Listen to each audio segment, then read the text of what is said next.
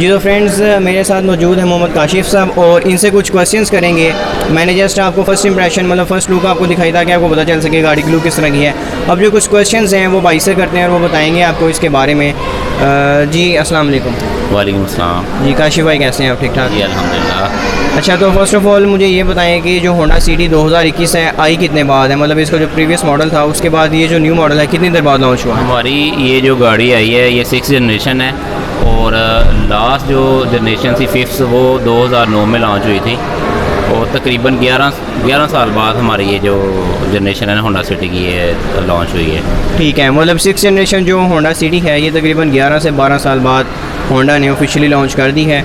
और अब आप काइंडली मुझे बताएं कि इसमें कितने वेरिएंट्स हैं और उन जो वेरिएंट्स की प्राइसेस हैं काइंडली वो भी गाइड कर दें। वैसे मैंने एक प्राइस अपनी वीडियो सेपरेट बनाई है, वो मैं आपको लिंक दे दूंगा, वहाँ से भी आप देख सकते हैं। लेकिन भाई भी इसके वेरिएंट्स एक्सप्लेन करते हैं और इसकी प्राइसेस काइंडली बता दें कि जो इसका लो एंड का वेरिएंट है वो कौन सा है और इसकी क्या प्राइस है, और जो top of the line variant है मतलब मैक्सिमम इसकी जो प्राइस वो क्या है। अच्छा अजान भाई, इसमें कंपनी होंडा ने टोटल 5 वेरिएंट इंट्रोड्यूस करवाए हैं, जिसमें 2 वेरिएंट 1200 सीसी में जिसमें मैनुअल ट्रांसमिशन है और एक CVT ट्रांसमिशन है। आपको बताता चलूँ कि इस दफ़ा जो ऑटो गेयर में जो ट्रांसमिशन है वो CVT transmission continuous variable transmission use की है। इससे पहले जो हमारी गाड़ी थी वो प्रॉस्मेटिक थी, उसमें मतलब प्रॉस्मेटिक थी उसमें CVT नहीं था। CVT और प्रॉस्मेटिक में क्या डिफरेंस है ये गाड़ी की? और प्रॉस्मेटिक CVT का मतलब यही है कि कंटिन्यूस वेरिएबल ट्रांसमिशन के जब आप गाड़ी ऑटोमेटिक गियर चेंज करती है तो उसमें एक जो जर्क होता है वो महसूस नहीं होता,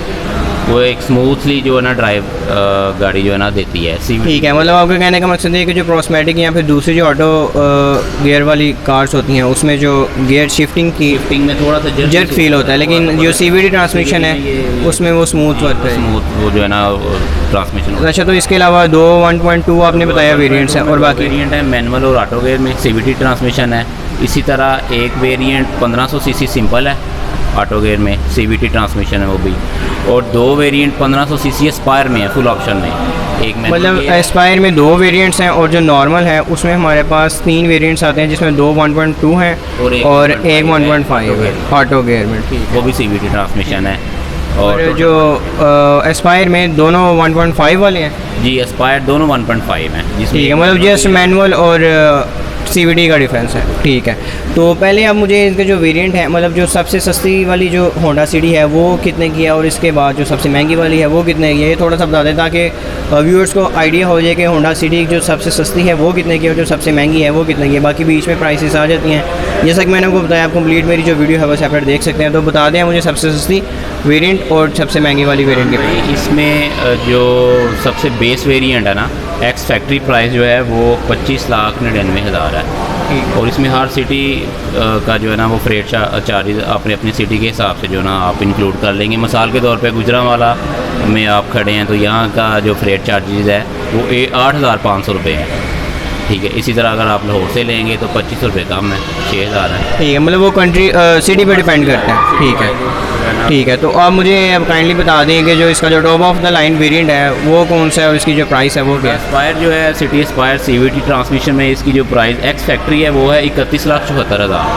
ठीक है, हर सिटी का इसमें भी फ्रेट शामिल होना है। इसके अलावा इसमें भी होल्डिंग टैक्स जो है ना वो शामिल सेपरेट होना है, वो डिपेंड करता है कस्टमर फाइलर है तो उसी हिसाब से लेंगे। नॉन फाइलर का जो टैक्स है वो सेपरेट है और जो फाइलर का है वो थोड़ा सा कम होगा। जैसे 1500 सीसी में टैक्स जो विद होल्डिंग टैक्स है ये CC पे डिपेंड करता है और जो 1500 सीसी है उसमें गवर्नमेंट ने टैक्स रखा हुआ है फाइलर का 50,000, नॉन फाइलर का 1 लाख। इसी तरह 1200 सीसी कैटेगरी में फाइलर का टैक्स जो है वो 25,000 और नॉन फाइलर का 50,000। चलें ठीक हो गई, ये तो हो गई इनके वेरिएंट की इन्फॉर्मेशन। अच्छा मुझे काइंडली 1-2 चीज़ें बता दें जो कि मैंने देखा है कि काफ़ी सारे लोग पूछ रहे थे, मेरे माइंड में भी एक बात थी कि इस दफ़ा जो एयर बैग्स हैं उनको काफ़ी ज़्यादा हाईलाइट किया गया है, तो क्या जो एयर बैग्स हैं वो स्टैंडर्ड है सभी वेरिएंट्स में या फिर कुछ सिलेक्टेड वेरिएंट्स में? काइंडली ये बता दें आप। अजान भाई, इस दफ़ा जो है ना कंपनी ने बड़ा अच्छा एक जो है ना वो स्टेप लिया है कि तमाम वेरिएंट में जो एयर बैग है ना वो स्टैंडर्ड कर दी है। 2 एयर बैग हैं, एक ड्राइविंग साइड पे एक साथ जो पैसेंजर साइड है। ठीक है, तो जो top of the line variant है उसमें भी एयर बैग सिर्फ 2 ही हैं या फिर उसमें कोई ज़्यादा हैं? 2 ही हैं, एयर बैग स्टैंडर्ड हैं, 2 ही हैं। 2 ही हैं, ठीक है।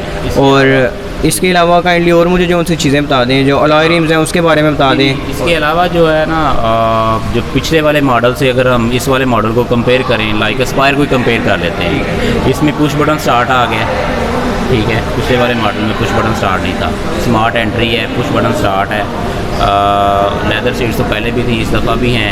इसके अलावा क्रूज़ कंट्रोल सिस्टम जो है ना पहले नहीं था, इस दफ़ा कंपनी ने होंडा सिटी में पहले किसी भी वेरिएंट में क्रूज़ कंट्रोल नहीं था। क्रूज़ कंट्रोल नहीं था, ये होंडा सिविक में जो है ना वो ऑप्शन है। मतलब सिविक वाला जो फीचर है वो इस दफ़ा होंडा सिटी हमें एस्पायर में मिला है। एस्पायर में जो है ना आपको इंशाल्लाह वो कंपनी जो है ना इंट्रोड्यूस करवा दी है, वो मिलेगा। इसके अलावा एस्पायर में इकोनॉमी मोड भी है, ठीक है, मतलब फ्यूल इकोनॉमी के लिए। जी, वो भी सिविक वाला फीचर है, ठीक है। तो इसके अलावा और इसके जो मज़ीद काइंडली जो फीचर्स हैं जो इम्प्रूव किए गए हैं वो मुझे बता दें कि और इसमें कौन से फीचर। इसके अलावा जो इसका जो एसी पैनल है, पहले वो मैनुअल था, अब डिजिटल हो टच सिस्टम है वो भी।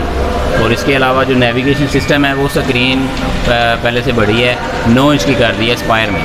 जो बेस वेरिएंट है उसमें 7 इंच की जो है ना इसमें LCD है, लेकिन वो उसमें नेविगेशन सिस्टम नहीं है, ऑप्शनल है।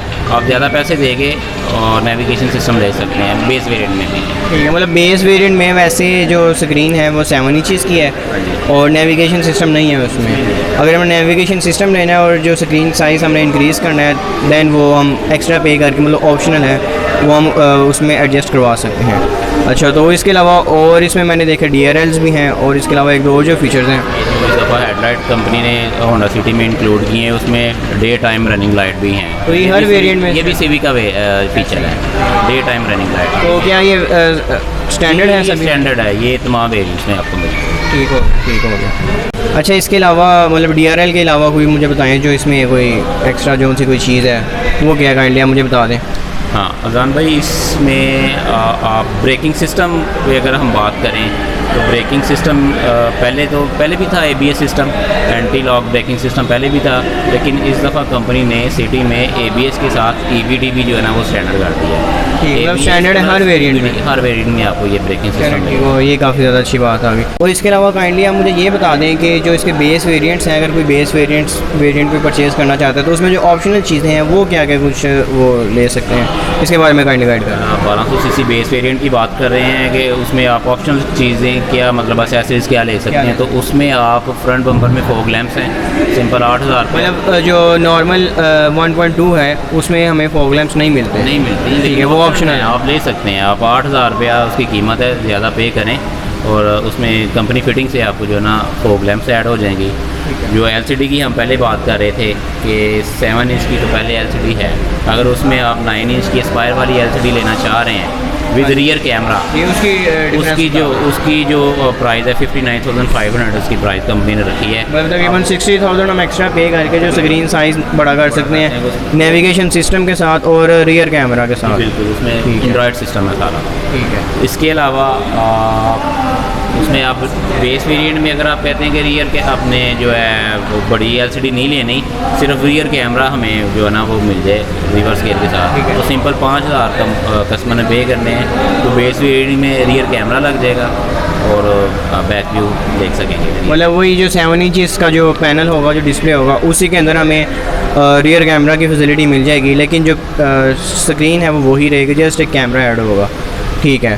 तो इसके अलावा ऑप्शन बेस वेरिएंट में रियर डोर स्पीकर भी ऐड करवा सकते हैं, उसकी आप थोड़ी सी कीमत पे करके तो रियर डोर में आप 2 एडिशनल स्पीकर भी ले सकते हैं। एस्पायर में तो वैसे ही 4 डोर स्पीकर होते हैं, बेस वेरिएंट में आप भी ऐड करवा सकते हैं। इसके अलावा आप तो वारंटी बाय डिफ़ॉल्ट 3 साल की तमाम वेरिएंट्स की है, 3 साल या 75,000 किलोमीटर कंपनी ने इसकी जो है ना वो वारंटी रखी हुई है। अगर कोई कस्टमर कहता है कि नहीं मैंने वारंटी एक्सटेंड करवानी, तो वो भी हमारे पास ऑप्शन मौजूद है।